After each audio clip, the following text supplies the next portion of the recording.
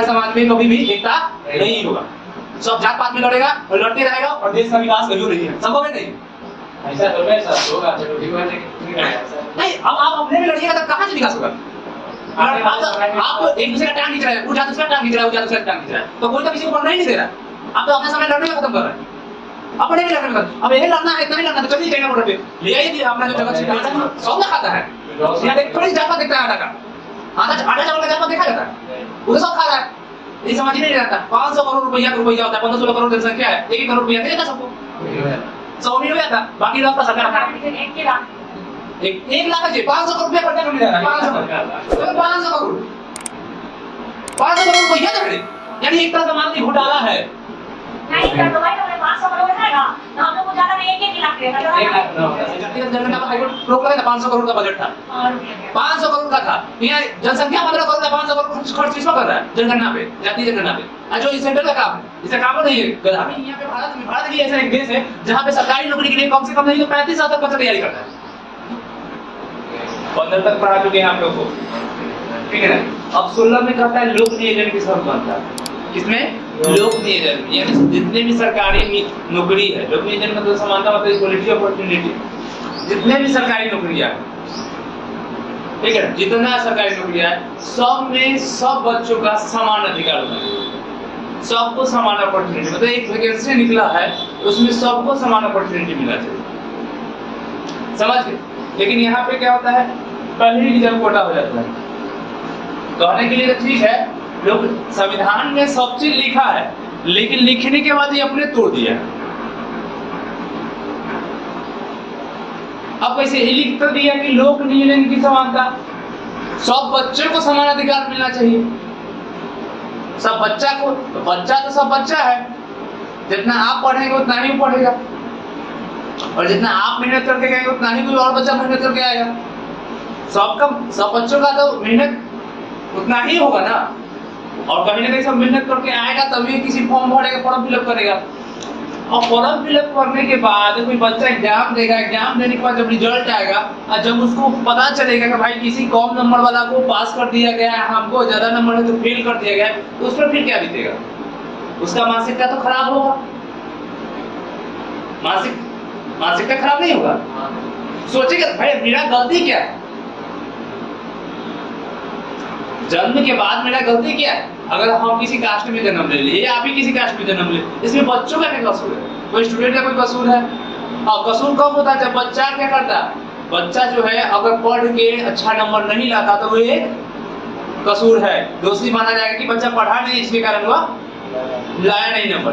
लेकिन किसी बच्चों को आप कम नंबर के कारण पास कर दिए, ठीक है, और किसी को ज्यादा नंबर से उसको क्या कर दिए, फेल कर दिए, तो मानसिकता तो बदलेगा ना वहां बच्चा का, और वो जब मानसिकता बदलेगा तो वो क्या देखेगा, पॉजिटिविटी लेके आएगा, पॉजिटिव माइंड को पॉजिटिव रहने देगा, वो क्या होगा, कहीं ना कहीं निगेटिव माइंड क्रिएट करेगा, और जब निगेटिव माइंड क्रिएट करेगा तो जब निगेटिव माइंड क्रिएट करेगा तो वो ऐसे बातों को बकेगा जो उसको बकना नहीं चाहिए था, ऐसे बात को बकेगा तो समाज में इस तरह की बातें फैलवे करेगा, तो समाज इससे क्या होगा, सुधरेगा या गंदा होगा?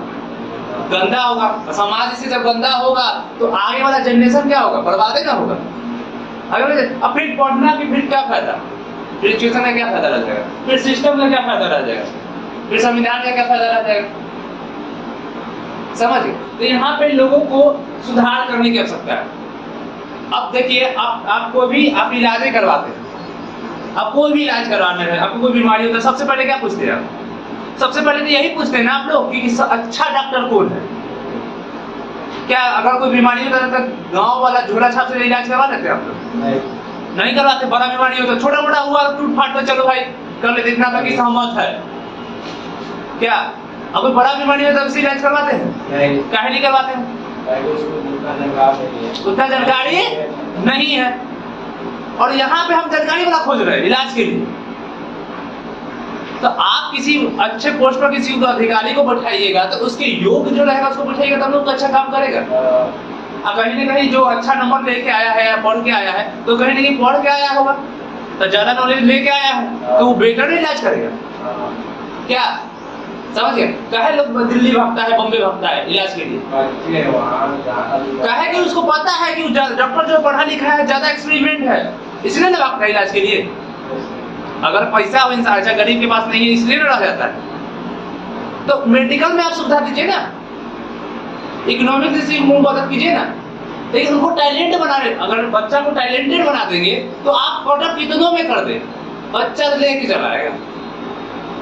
समझिए, तो हाँ यहाँ पे सरकार को क्या करना चाहिए, या किसी को ऐसा सिस्टम बनाना चाहिए जिससे बच्चे स्ट्रॉन्ग हो। अब बच्चा स्ट्रॉन्ग हो तो दूसरे देश से पैसा सॉल्व कर लाएगा ना, नहीं समझे। अगर यहाँ का बच्चा स्ट्रॉन्ग होगा, भारत का बच्चा स्ट्रॉन्ग होगा, चाहे जो बच्चा हो, तो इससे बिल्डअप कौन करेगा, भारत ना करेगा। स्ट्रॉन्ग कौन होगा, भारत ना होगा। वो बाहरी आदमी को अट्रैक्ट करेगा। जैसे हम लोग चल जाते हैं अमेरिका विदेश, अभी क्या कर रहा है आदमी, पढ़ रहा है अमेरिका भाग जा रहा है, काहे कि अमेरिका वाला देश अट्रैक्ट कर रहा है उसको कि आइए यहाँ पे टैलेंटेड है, यहाँ पे वैसे लोगों की पूछ है जिसमें टैलेंटेड है। भारत में ऐसा व्यवस्था नहीं है, तब भाग रहे लोग।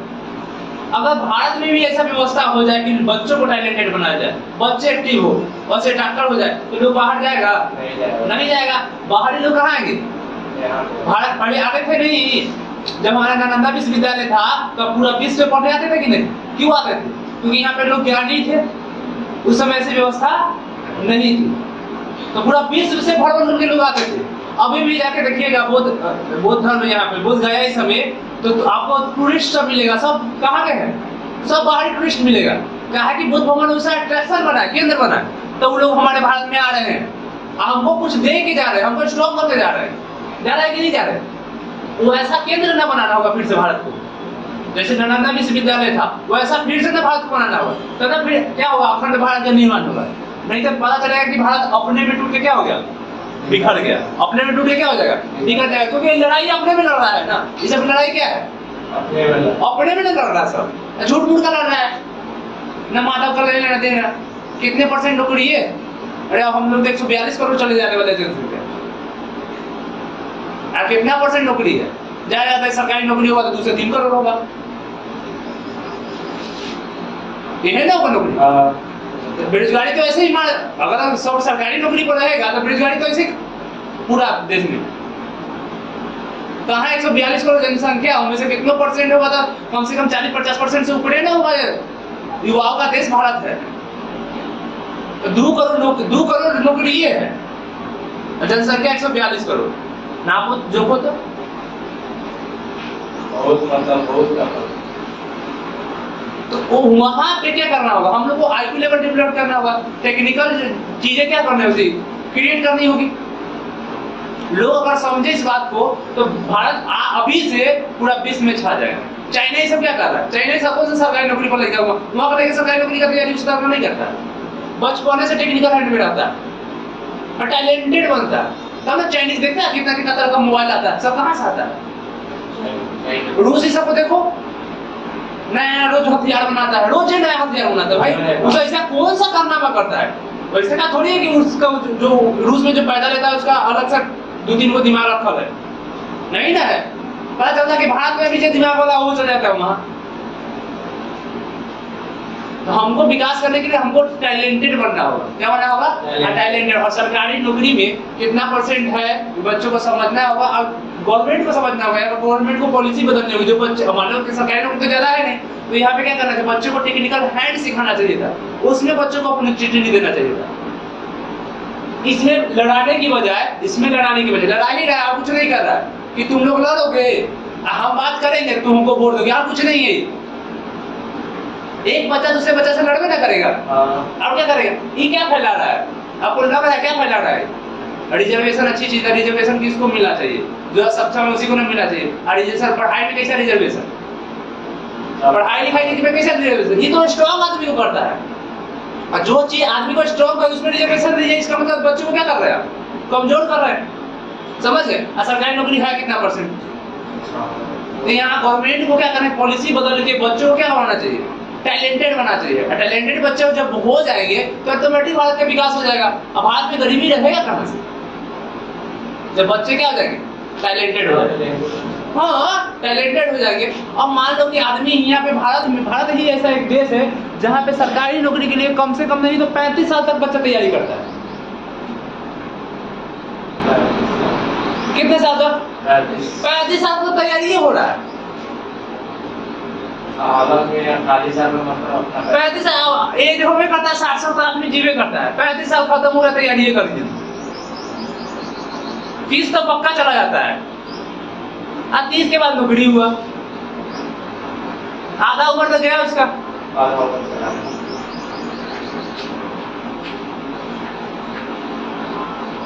समझ गए? Yes sir. तो ऐसा हो जाता है। तो इस सब कुछ चीजों क्या करना, सुधार करना। इससे क्या होता है, डिस्प्यूट फैलता है। जितने भी डिस्प्यूट फैलाने वाला चीज है उसको गवर्नमेंट पर उसको ध्यान देके उसको क्या करना चाहिए, शांतिपूर्ण करके बच्चों को समझाना चाहिए, बच्चे को टैलेंटेड बनाना चाहिए, टैलेंटेड बच्चों को बनाना चाहिए। समझिए? तो यहाँ पे लोग नहीं, सरकारी नौकरी में समानता दे रहा है, असमानता दे रहा है, और रिजर्वेशन है। रिजर्वेशन पॉजिटिव वे में ले गया, किस वे में ले गया है? पॉजिटिव वे में। रिजर्वेशन किस चीज में ले गया? पॉजिटिव वे में। समझ गए? रिजर्वेशन क्या है? Positive way. यानी कहता है कि जाति, लिंग और स्थान के आधार पे आप किसी के को ऐसा नहीं कि अधिकार नहीं दे सकते, लेकिन तोड़ यही दिया, लिखा यही है, लेकिन आप मान में लिख दिया है रखा रिजर्वेशन। रिजर्वेशन एक पॉजिटिव चीज पर लिया गया है जो वैसे घर वाले को यानी जाति के आधार पे दे रहा है। रिजर्वेशन इकोनॉमिक आधार पे नहीं दे रहा है। जो गरीब है उसको देता था, कोई किसी को दिखते नहीं था, उसको बिल्डअप करता ना, उसको स्ट्रॉन्ग बनाता। इससे समाज में एक ही चीज फैल रहा है, समाज में आपको आदि विखंडन हो रहा है, बस और कुछ नहीं हो रहा है। आप देख लीजिए ना, लोग अपने में लड़ रहे हैं, और जहाँ पे लोग अपने में लड़ेंगे उस देश का या उस जगह का विकास कैसे होगा? नहीं होगा। कहीं होगा।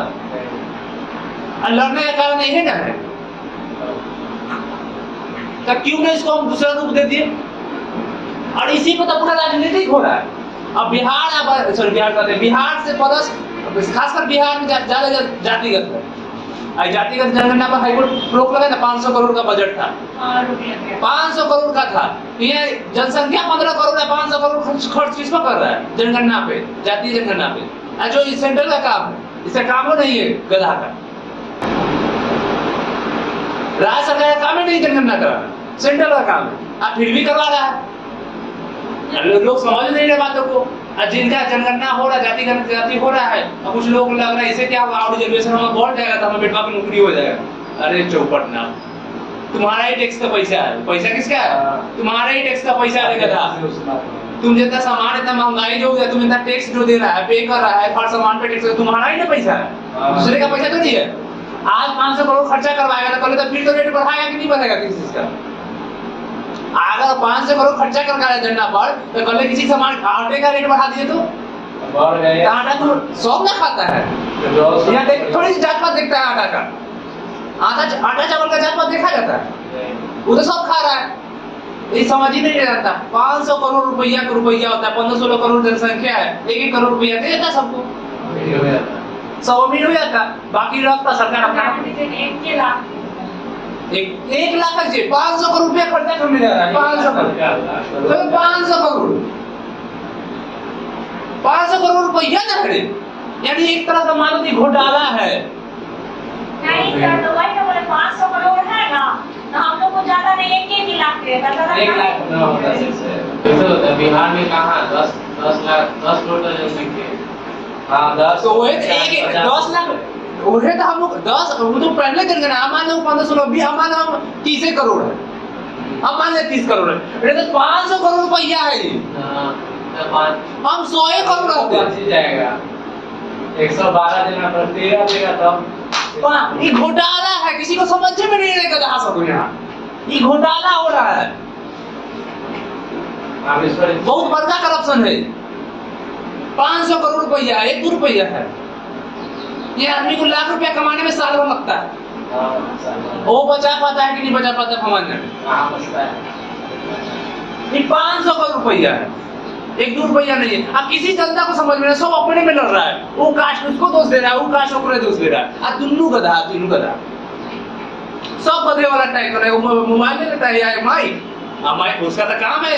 अब तो इलेक्ट्रॉनिक में झूठ मूठ का वो माइक चल गया, ले लो कुछ बकैत रहो। स्वतंत्रता तो ये बोलने का, कुछ बको, क्या दिक्कत है? जनता बेवकूफ है, ये देखबे करेगा, सर्च मारबे करेगा, जनता के पास कोई काम है नहीं, अभी उठ जाएगा, पैसा देबे करेगा। सब यही काम कर रहा है। कहेगा कि गरीबी आ गया, क्या कहेगा? गरीबी आ गया, बेरोजगारी आ गया, तो बेरोजगारी क्या रहा है? गवर्नमेंट के कारण। तुम खाली मोबाइल सलाई ऐसे से करते रहो, दिन भर मोबाइल स्लाइड करेगा, कहेगा गरीबी आ गया, बेरोजगारी आ गया। समझ गए? 500 करोड़ रुपए, 1-2 करोड़ रुपया यहाँ पे सारे जनता को मिल के, सारे जात का जनता को मिल के विरोध करना चाहिए इसका। ये आपको कुछ नहीं करना है, 500 करोड़ है ना, तो 1-1 करोड़ हम लोग को दे दीजिए। समझ गए? सारे जनता को करना चाहिए, हमको गजन करना नहीं करवाना। हम सब भाई सब मिल के लड़ लेंगे, हम सभी लोग मिल के लड़ लेंगे। आप हमको पैसा दे दीजिए, बस 1-1 करोड़ रुपया दे दीजिए, अब बाकी जो बचा आप रख लीजिए, आप काम करवाइएगा, दूसरा काम करवाइएगा। समझ गए? तो ये कितना बचेगा? अगर 20 करोड़ रुपया खर्चा ना होगा इसमें से, तो ये 480 करोड़ रुपया बच रहा है। तो ये गवर्नमेंट को हम फायदे दे रहे थे हम, लेकिन जनता तो सोचेगा नहीं। जनता तो बेवकूफ है, गुलामी करने का आदत है, गुलामी वाला माइंड है। समझ? तो यहाँ पे सब चीज पर क्या करना चाहिए? गवर्नमेंट को नहीं, जनता को सोचना चाहिए था। जनता को क्या करना चाहिए? ऑब्जेक्शन डालना चाहिए। चलिए, अनुच्छेद 16 क्या कहता है? लोक नियम की समानता, इक्वलिटी ऑफ अपॉर्चुनिटी, ठीक है ना? यानी सबको सरकारी नौकरी में समानता, लेकिन रिजर्वेशन को क्या माना गया? पॉजिटिव माना गया। पॉजिटिव में कोई भी चीज सही होता है, इसमें नो डाउट। समझ गए ना? पॉजिटिव। लेकिन यहाँ पे एक चीज गलत है, टैलेंटेड लोगों को आगे बढ़ाना चाहिए था, और न कि जो टैलेंटेड नहीं उसको टैलेंटेड बना के रिजर्वेशन देना चाहिए, मतलब जॉब देना चाहिए। समझ गए? गवर्नमेंट को पॉलिसी अपनाना चाहिए था। इससे क्या होगा? लोग स्ट्रांग होंगे, और जब तक लोग स्ट्रांग नहीं होंगे तब तक किसी चीज का विकास नहीं होगा, चाहे जितना तुम दे दो। समझ गए ना? तुम उठा के कुछ दे दो, विकास नहीं होने वाला, क्योंकि टैलेंट रहेगा तब टैलेंट से अर्निंग करेगा। समझ गए? यही बात तो समझ गए? अनुच्छेद 16 में लोक नियम की समानता क्या है, लेकिन रिजर्वेशन को क्या रखा गया है? पॉजिटिव, यानी सरकारी नौकरी में हम किसी जाति, लिंग, आधार या स्थान के क्षेत्र पर भेदभाव नहीं कर सकते, लेकिन आरक्षण क्या है? पॉजिटिव चीज है। क्या चीज है? पॉजिटिव है, ठीक है ना? तो याद रखिएगा, आरक्षण को पॉजिटिव लिया गया है। किसमें? अनुच्छेद 16 में। अनुच्छेद 16 में लोक नियम मतलब समझ गए ना? सरकारी नौकरी में समानता। और है अनटचेबिलिटी। अनटचेबिलिटी क्या केस में? छुआछूत जिसको बोलते हैं, छुआछूत का एक बीमारी है हमारे सोसाइटी में, ठीक है? ये पढ़ के लोग किया, पैसे वाला लोग सब किया। गरीब में कोई छुआछूत की बीमारी नहीं, सब एक जगह पर चाय बैठ के पीता है। ये छुआछूत का जो बीमारी है पढ़ के लोग सब करता है, चाहे जिस जात का है, फैलाता वही है। रामविलास पासवान के सामने कोई गरीब बैठ जाता, रामविलास पासवान करते सर, चिराग पासवान के सामने या तेजस्वी के सामने छुआछूत की बीमारी सबसे पहले वही करेगा, है ना? कास्ट का सबसे पहले वो करेगा। तो किसी गरीब से हाथ मिलाने जाएगा, वो इसी से नाक चाल धोएगा, से कभी हाथ नहीं होता है। हाँ, एलर्जी नहीं, वो अगर हाथ गलती से मिला लिया तो 4 बार साबुन से धोएगा, और वही गंदगी फैलाएगा, फिर कहेगा कि अनटचेबिलिटी हमारे साथ हुआ था, याद करो। अरे याद करो, अगर तुम कर रहे से याद करो अभी। समझ गया? एक तो बस भाषण देगा, है ना? जाते का वो जाकर देखता है उस समय, वो देखता है गंदगी को, देखता है उस समय कि गरीब वर्ग का है, हाथ मिलाएंगे तो कहीं गंदा हो जाएगा, 4 बार धोएगा। बड़ा आदमी से हाथ मिलाओ। हाँ, बड़ा आदमी से गला मिलो, आप उनको प्रणाम करो दूर से। अरे गधा बनाने के लिए कुछ नहीं मिला तो गलती मिला। तो ये सब कैसे? पैसा वाला में गरीबी मिली है, जात पात में नहीं। समझ गए ना? किसमें है? पहले की बात छोड़ दीजिए, क्या था क्या नहीं था कौन देखा? समझ गए? तो अभी भी है, लेकिन किसमें है? जाति में नहीं है, धर्म में नहीं है, क्षेत्र में नहीं है। देख लीजिएगा, अगर कोई गरीब अगर काम कर रहा है किसी फैक्ट्री में, चाहे जिस जात का हो, दोनों मिल के साथ बैठ के खाएगा, खाता है ना? जाति के आधार पे नहीं है। लेकिन वहीं पे उसका अगर बड़का मालिक आ गया एकदम अति से सूट बूट में, तो गरीब के साथ हाथ नहीं मिलाएगा, कहते काम कर। तो वो होता है गरीबी में अनटचेबिलिटी है, लेकिन इसको किसमें फैला दिया? सब नेता, जाति और धर्म। अनुच्छेद 17 में कह रहा है नहीं होना चाहिए, और होता है तो 100% है। अगर जातीय में हो रहा है तो 100% ये क्या है? गलत है। अगर कोई जाति कर रहा है किसी दूसरे जात के साथ, वो भी क्या है? 100% गलत है। वैसे लोगों को तो सब तो नहीं कर रहा है ना, अगर कोई कर रहा है समझाना नहीं चाहिए, उसको लटका दो सीधे। ताकि बड़ा आदमी को लेकिन ये जाति में नहीं है, और आप समझना पड़ेगा, ये जाति में अब नहीं रह गया, अब किसमें रह गया? बड़का आदमी में और छोटका आदमी में। यहाँ अब इसमें जाति धर्म लिखा गया है, अगर करता है तो सजा मिलनी चाहिए, चाहे जो सजा हो मिलनी चाहिए। हमें अगर जाति में अगर हो रहा है ऐसा तो उसको फांसी पर लटका दो, अच्छा न रहेगा ना होगा, अगर कोई लड़का आदमी ऐसा कर रहा है तो ठीक है। लेकिन अब जो है जातीय धर्म जो है, और इसमें जाति धर्म में नहीं रह गया, अब क्या हो गया? बड़का छोटका में हो गया, बड़का आदमी और छोटका आदमी में रह गया, समझिए ना। यानी बड़का आदमी यानी पैसा वाला, एकदम सूट बूट में जो सब आता है, खास करके देखो सब उसको खुद नहीं करता है, कैमरा के सामने तो अच्छा रहता है, अच्छा बोल देता है, लेकिन जाओ तो रियलिटी देखो तो उसके अगर कोई गरीब जाता है मिलने तो उसे मिलता भी नहीं सही से।